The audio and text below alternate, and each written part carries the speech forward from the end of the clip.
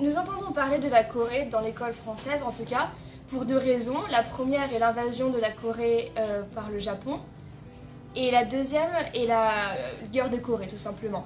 Et cela reflète une vision très pessimiste de la Corée, perçue dans nos manuels européens comme une victime des pays étrangers.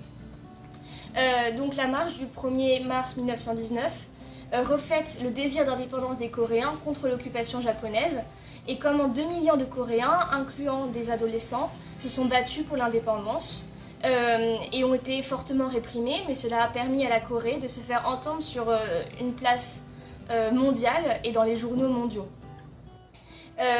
Et les Français ont toujours eu le même désir d'indépendance sous l'occupation étrangère, notamment lors de l'occupation allemande pendant la Seconde Guerre mondiale. Et beaucoup de Français ont résisté contre cette occupation.